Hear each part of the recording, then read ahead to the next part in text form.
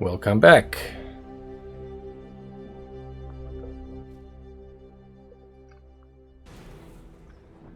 And I have just loaded in after saving a file, and as you can see I now have a problem. Because while I've saved my game, when I try to load, I just get explosions. Much like I had the other day when loading my air launch from orbit rocket. But as you can see, the second load was kinder to me, and thankfully my rocket was saved and I didn't have to restart the mission from scratch. Or given up, which would have been a more likely solution. And now for the first time, and once again it's in the dark because fate never smiles upon me, you can see my rover. Fortunately I loaded it with lights.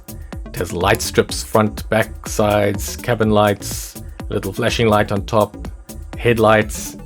It's a really cool rover. I modified it a lot. It might look quite a lot like the stock one, but it's heavily modified.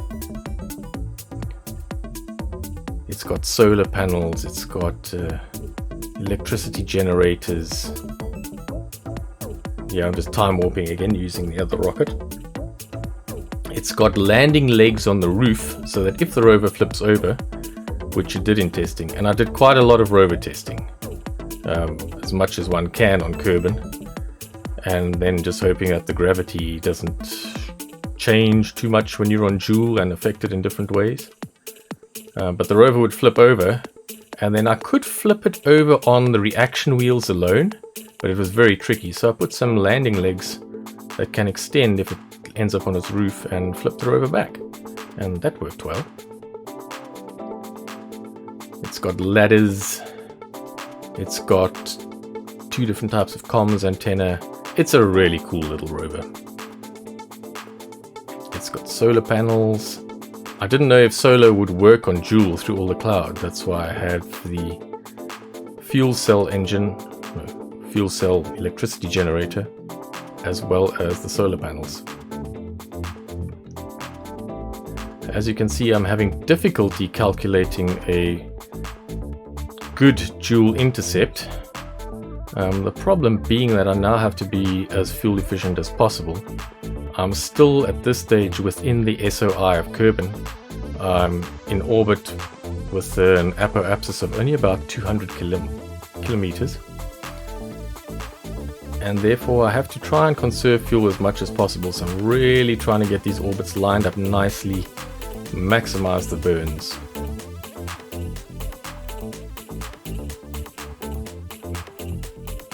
Of course, there's another nasty little surprise in store for me just around the corner, though at this stage of the video I didn't know it yet.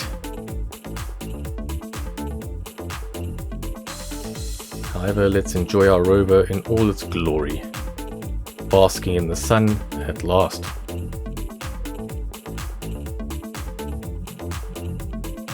Oh, the parachutes. The rover's got 5 parachutes. 2 drogue chutes to try and slow it down in the upper atmosphere, and then 3 main parachutes arranged nice and high up, front and back, to try and balance it out as much as possible, with the idea being that it lands on its wheels. Because with Jool's gravity, I didn't know that even with my special little landing legs to flip it around, if I could flip it around. And here I am now receiving the nasty little surprise. It takes a long time to burn with that nuclear engine. I had a 7-minute burn. And when you burn far from periapsis, you are not using the Oberth effect, and your fuel efficiency is going down. So I decided to stop the burn and go around the planet and burn again. And then I missed it, and then I missed it again, and then I missed it again. Because when you push stop on the time warp, it doesn't stop, it just slows down. So I did a few extra orbits of Kerbin before I finally managed to get a burn and complete that burn. It doesn't matter though, when you're going interplanetary, if you do a few extra orbits, it really doesn't matter, because you're going to do burns along the way, little correction burns anyway, and that is going to sort out any small difference. You just aim for the vicinity of the planet.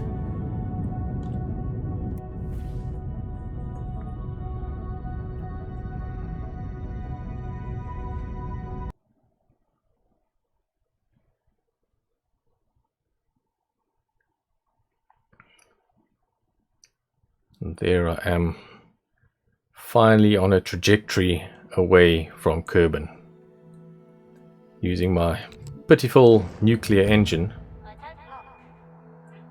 which is still not that fuel efficient. And then, a little bit later, I discovered another problem with burning. And that was that my rover was not centrally mounted with respect to its weight.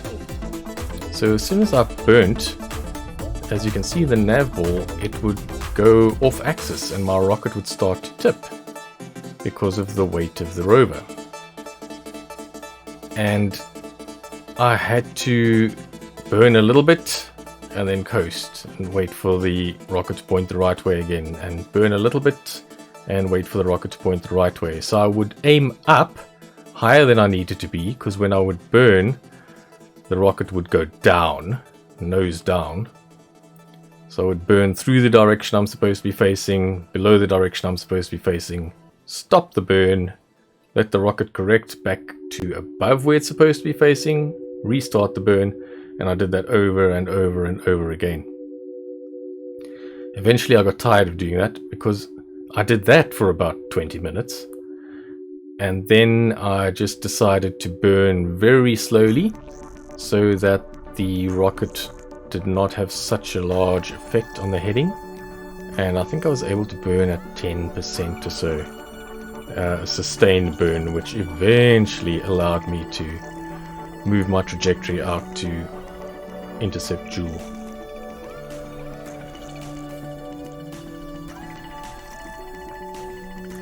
There's me doing a little correction burn along the way, trying to get a decent intercept. Also trying to align my orbit properly.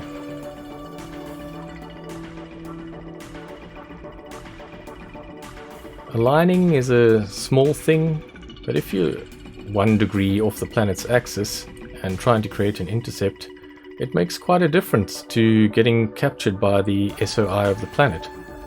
And that can make quite a difference to fuel consumption.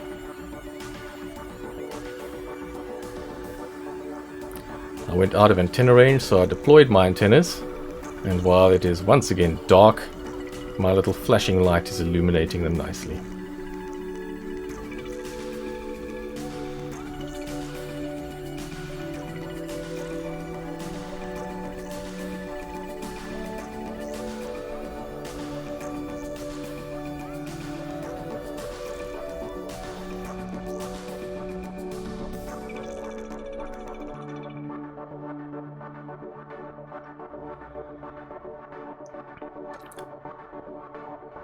Finally, I started to close on the position of Jool itself.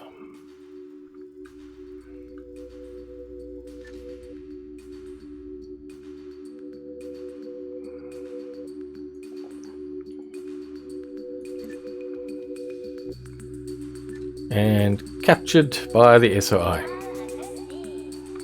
The important thing with something like this is that you make sure that you know which way everything is spinning within the Julian system. Well, in this case, Julian. So I'm time warping now, just to make sure that I can see which way the moons are orbiting the planet. And generally these things are clockwise, but sometimes you don't realize it, and then things get upside down. Sorry, generally anti-clockwise. See why we check these things. Sometimes things get upside down and you approach from the wrong side. And as I've told you before, I've done that before. In this case though, because I'm not landing on a moon, it doesn't matter that much. I don't have to sync up my orbit with the moon, so it doesn't matter if I move into the system traveling against the orbit of the moons. However, it does matter a little bit from the perspective of landing on the planet because of the winds you will encounter on the planet. Here I almost forgot to stop burning, and that was very close to being a problem, but luckily I caught it in time. I stopped the time warp and forgot to stop the burn. If you approach a planet where the winds are a few hundred kilometers an hour and you come in from the wrong side, it has a multiplicative effect, and you really don't want to land against the wind. So at this stage, I didn't know what to expect from Jool, and I thought, well, I will just try and brush the atmosphere. Just go through the top and do atmospheric braking, because I had very little fuel left. At this stage, if you look at my fuel, I'm on maybe about 1% what's left in this tank for the nuclear engine.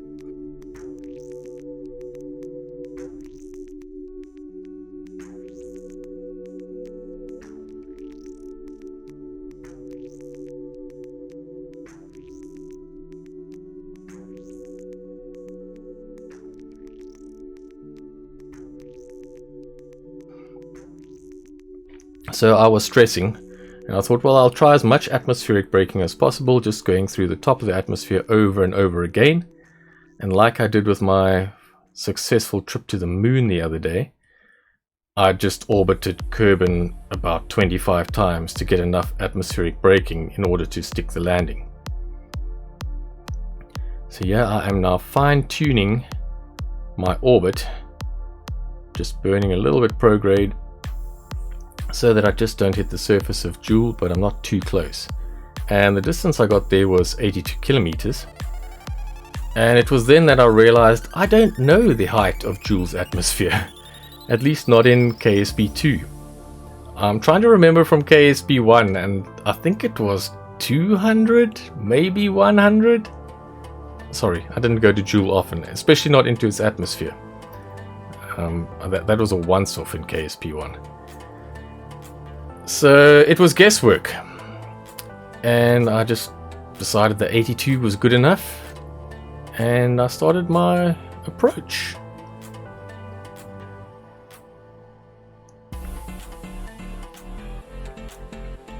Now at this stage I'm also fully expecting to be ripped apart by the wind when I start entering the atmosphere.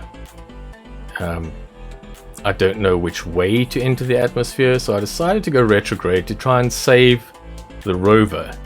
I thought, if I'm going to sacrifice something, let's sacrifice this engine and the booster. And it soon became apparent that I was not going to need them anymore, because I started bleeding off speed so rapidly once I entered the upper atmosphere. The atmospheric braking effect of Jool was substantial and quite useful. Jool is really beautiful with all these fluffy clouds. Unfortunately, it does suffer from the same cloud effect that I experience on Kerbin, where there are the graphics lines and glitches and strange angular halos around your craft. But hopefully that will all be fixed in the not too distant future with the forthcoming updates. So I burnt off what was left in this rocket just to try and slow me down a little bit. As you can see, my speed is over 10,000 meters per second relative to the surface, which is 36,000 kilometers an hour, which is not something you want to be landing in. And I didn't actually think my craft would survive at this stage. But as Paige is saying there, vehicle's out of fuel, so what can you do? I decided to roll it the right way up and then just leave the booster on initially and see what would happen. But as you can see, the braking is working fantastically, and while there doesn't appear to be a lot of wind, you can hear it. You can hear it to a degree, especially when you have parachutes deployed. There's a lot of slowing down happening. The SAS came in useful in keeping the rover pointed in the right direction. When I did try turning it off, the rover went into a spin, and I didn't want to lose the rover, so I just quickly turned it back on. Those are the drogue chutes that I've deployed there, and they're keeping the rover nose down, and that's just fine with me. I'm quite happy with that. And I'm also very happy with the speed at the moment, because I'm only doing about 150 meters per second relative to the surface, and that is very good, and definitely something I can deploy a parachute in. The parachute should work well at that sort of speed, especially if the atmosphere is so thick. Also, I thought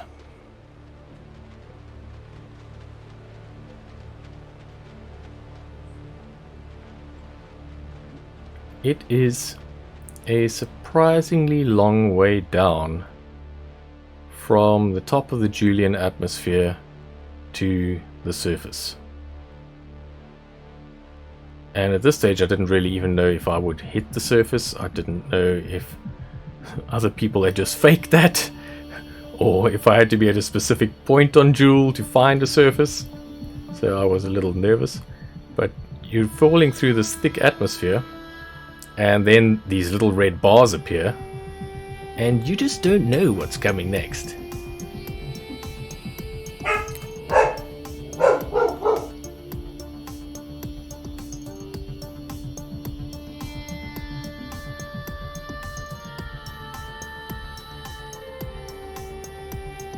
So now I am very worried and in all sorts of trouble, because my parachutes are breaking off. And I don't know why, and I'm only 10,000 meters from the ground. Also, I have these little red lines everywhere, and I turned on those little lines somewhere in the menu, the warning lines, and I'm not sure if it is for stresses from wind or thermal, and I suspect it's thermal, like in KSP 1. But of course thermal heating in this game is not a problem yet, and that's probably why you can make it down to the surface of Jool at the moment. So if you want to exploit this glitch, do so before the thermals are implemented. Otherwise you won't be able to visit Jool anymore. And that's really the only reason I was going to Jool now, and why I prioritized this mission. I tried to repack and relaunch these parachutes all the way up until I impacted the surface. I was trying anything to slow down. I must have launched close to 100 parachutes by the time I hit the surface. Every time just hoping, okay, please work, please work, please work. But it didn't look like they were going to work. However, I was only doing 34 meters per second. And in testing, and I know the gravity is a lot higher on Jool, but I am going slowly. In testing, I'd hit the ground many times with this rover with minimal damage. And so I thought, well, maybe, just maybe, I will survive the landing.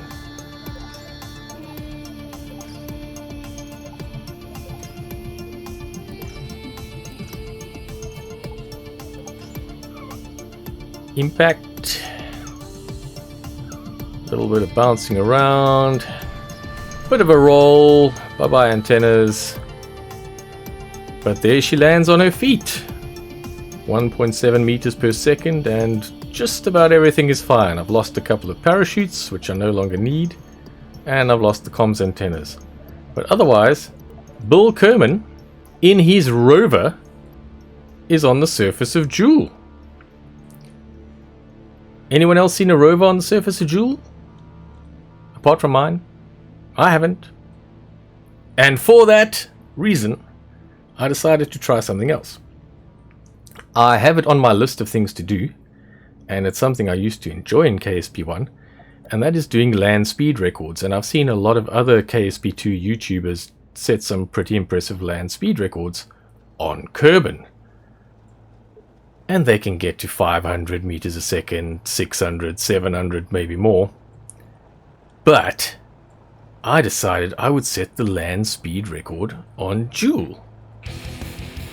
And if I'm the only person who's brought a rover so far, then whatever speed I set will, by default, be the new land speed record of Jool. So I am claiming the land speed record for Jool in KSP2 until proven otherwise. I didn't actually see what my top speed was. I will measure it in post-production and post it on the screen. Of course, like most good land speed records, it ended in an accident. But this rover is tough. It is resilient.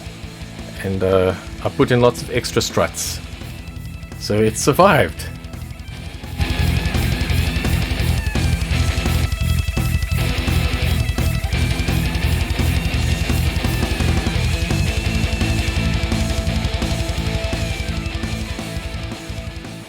So Bill has not only made it to Jool, but he's also set a land speed record. Very impressive, Bill. Well done. You are a hero. And now comes the time when the hero shows his face, and I deployed the ladder so he could get back onto the rover after his EVA. Hit the EVA button, Bill pops out, and the rover disappears. I'm going to go ahead and say it sank into the gaseous surface of the planet and was never seen again. As you can see, Bill appears to be wading in some sort of swamp. So his rover sunk into the gassy swamp of Jool. But he's okay. At least as long as his spacesuit doesn't run out of air. I tried looking for the rover. I couldn't find it. All I could find was Bill. But too bad. I'd already set the land speed record. I had driven a rover on Jool. And now I was walking on the surface.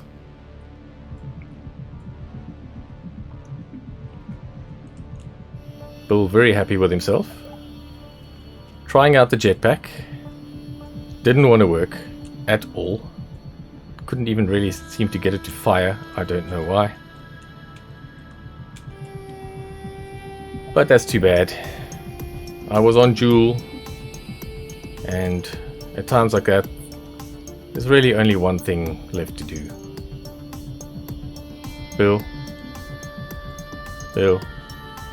Bill, stop messing around. Bill, why are you always messing around when you have a job to do? Do your job.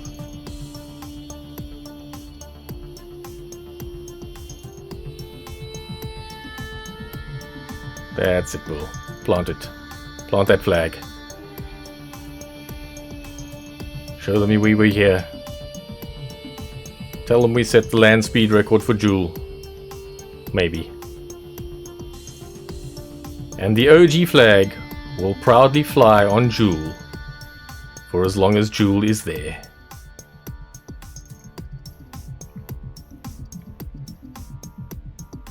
Thank you everyone for joining me on my visit to Jool, and more importantly taking a rover to Jool. If you want to do so yourself, I suggest you do so as quickly as possible before they patch the game and put heating into it. I don't know if that is on the to-do list for things that will happen next, but it might be. So there's nothing to see on Jool, but it's worth a visit nonetheless, if for no other reason than that you can say, I did it. See you again next time. OG out.